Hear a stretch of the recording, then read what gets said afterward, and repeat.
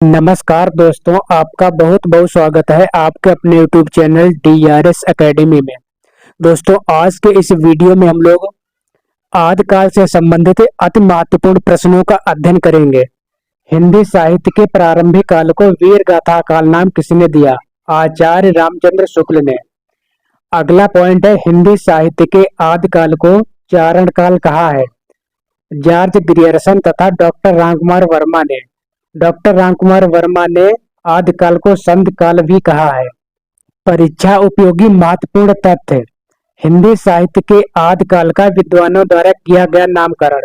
मिश्र बंधुओं ने आदिकाल को कहा है आरंभिक काल। डॉक्टर गणपत चंद्र गुप्त ने आदिकाल को कहा है प्रारंभिक काल। राहुल सांकृत्यायन ने आदिकाल को कहा है सिद्ध सामंत काल। महावीर प्रसाद द्विवेदी ने आदिकाल को कहा है बीज वपन काल। डॉक्टर मोहन अवस्थी ने आदिकाल को कहा है आधार काल। आचार्य हजारी प्रसाद द्विवेदी ने आदिकाल को कहा है आदिकाल। विश्वनाथ प्रसाद मिश्र ने आदिकाल को कहा है वीरकाल। आचार्य रामचंद्र शुक्ल ने आदिकाल को कहा है वीरगाथा काल। डॉक्टर रमाशंकर शुक्ल रसाल ने आदिकाल को कहा है जयकाल। अगला पॉइंट है, गोरखनाथ का समय 11वीं शताब्दी है। यह मान्यता किसकी है? डॉक्टर पीताम्बर दत्त वर्तवाल की। अगला पॉइंट है, इतिवृत्त और आलोचना का संवेद रूप होने से वह इतिहास आज भी प्रकाश स्तंभ बना हुआ है।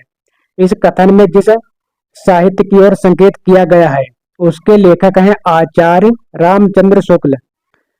अपने साहित्य इतिहास ग्रंथ में हिंदी के गद्य साहित्य को गद्य का आविर्भाव, गद्य का प्रवर्तन, गद्य का प्रसार और गद्य की वर्तमान गति खंडों में विभक्त किया है आचार्य रामचंद्र शुक्ल ने।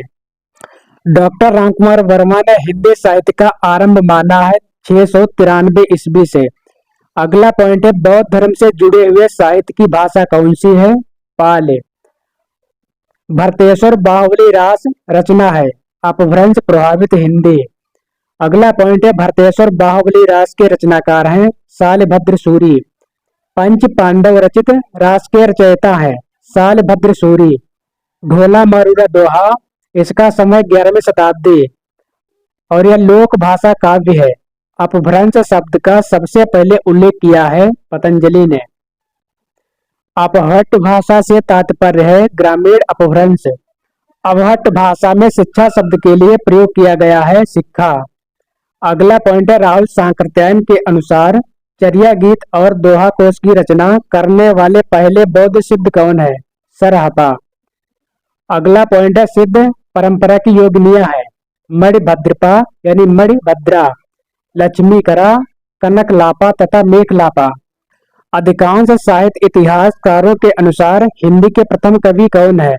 सरहपा। इनके अन्य नाम है सरहपाद, राहुल भद्र, सरोज वज्र।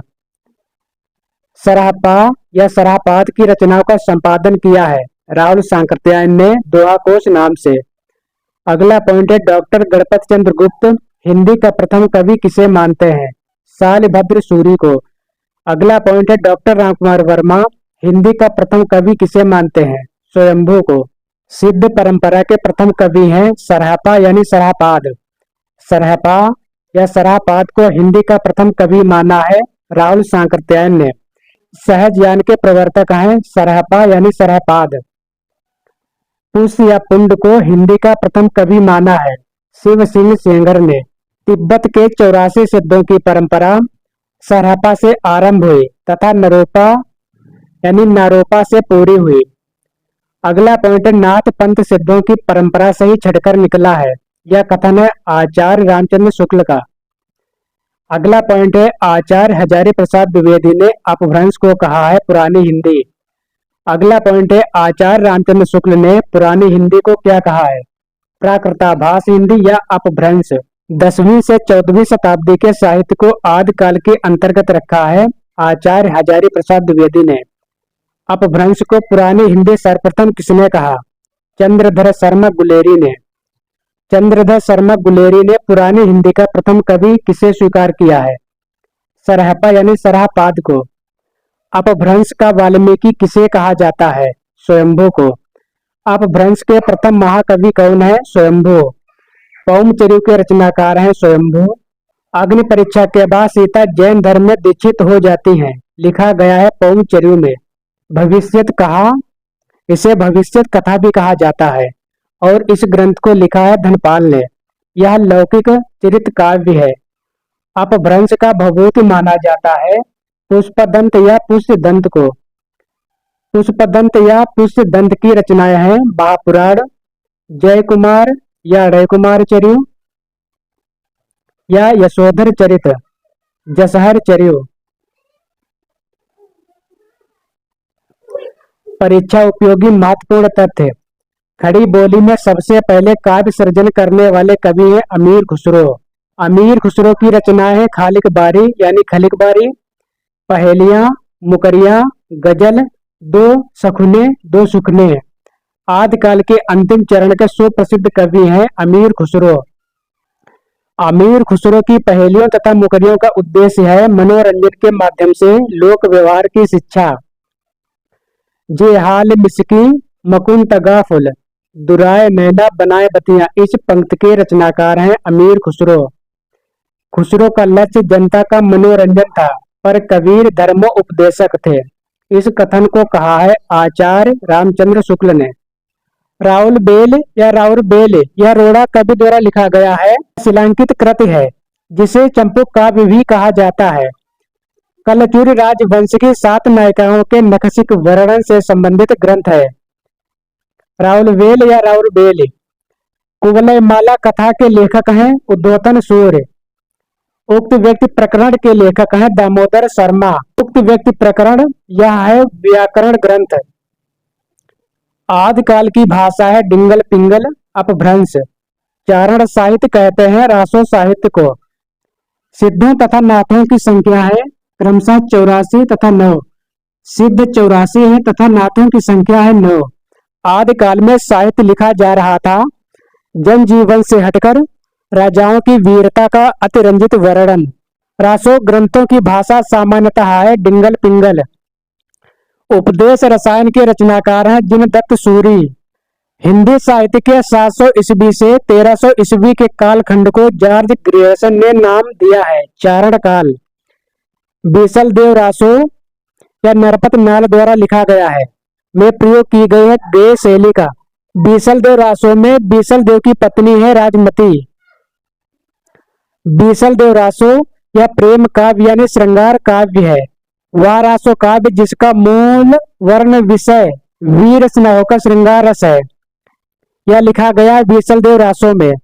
राजमती से रूठकर बीसल देव कहा जाता है उड़ीसा को। जगनिक द्वारा रचित परमाल रासो को जाना जाता है आल या आला खंड के नाम से भी। वीर गाथा काल के प्रसिद्ध प्रबंध काव्य का नाम है पृथ्वीराज रासो। आचार्य रामचंद्र शुक्ल हिंदी का प्रथम महाकवि तथा महाकाव्य किसे मानते हैं? आचार्य रामचंद्र शुक्ल हिंदी का प्रथम महाकवि मानते हैं चंद्रबरदाई को तथा महाकाव्य मानते हैं पृथ्वीराज रासो को। चंद्रबरदाई पृथ्वीराज चौहान के दरबारी कवि थे। पृथ्वीराज चौहान अनुरक्त थे संयोगिता के प्रति। पृथ्वीराज रासो ग्रंथ में पृथ्वीराज चौहान के पिता का नाम है सोमेश्वर। आदिकालीन रचनाएं एवं रचनाकार बीसल देव रासो यह लिखा गया है नरपत नाल द्वारा। पृथ्वीराज रासो इसे लिखा है चंद्रबरदाई ने। परमाल रासो इसे लिखा है जगनिक ने। कुमार रासो यह लिखा गया है दलपति विजय द्वारा। वर्ण रत्नाकर इसे लिखा है ज्योतिरीश्वर ठाकुर ने। अपभ्रंश में दोहा काव्य की परंपरा का आरंभ किया है जो इंद ने। संदेश रासक आलखंड तथा जय मयंक जस चंद्रिका रचनाएं हैं वीर गाथा काल की। विद्यापति तथा उनकी रचना पदावली है। विद्यापति आदिकालीन कवि है और जिनकी रचना पदावली है वो आदिकालीन रचना है। आदिकालीन साहित्य का प्रमुख रस है वीर रस। विद्यापति ने लगभग रचना की है 14 ग्रंथों की। विद्यापति के पदों की भाषा है मैथिली। दान वाक्यावली, भू परिक्रमा, पुरुष परीक्षा रचनाएं यह है विद्यापति की। विद्यापति की भाषा मैथिली, अबहट तथा संस्कृत। विद्यापति की रचना जो अभी तक संपादित होकर प्रकाशित नहीं हुई है। कीर्त पताका। विद्यापति को कृष्ण भक्तों की परंपरा में ना समझना चाहिए, यह कथन है आचार्य रामचंद्र शुक्ल का।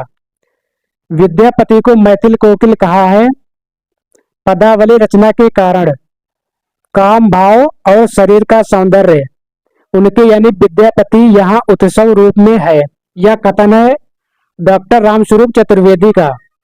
देसिल बैना सबजन मिठा, यह उक्ति है विद्यापति की। अभिनव जयदेव की उपाधि से विभूषित है विद्यापति। विद्यापति आश्रित कवि थे।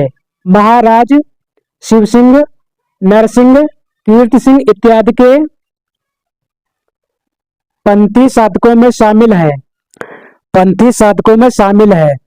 जलंधरी पाव, भरथरी तथा चुड़कर नाथ इत्यादि।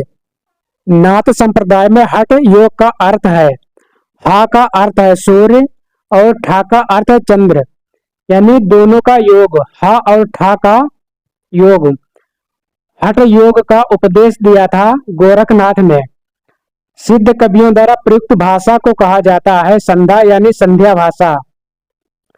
हिंदवी शब्द का प्रथम प्रयोग किया इतिहासकार अबू सईद ने। पार्श्वनाथ चरित के लेखक हैं वादिराज। निर्भय भीम व्याया योग के लेखक हैं रामचंद्र सूरी। दोस्तों आज की क्लास यहीं पर समाप्त करते हैं और अगला टॉपिक है भक्तकाल। इसका हम लोग अध्ययन करेंगे अगले वीडियो में।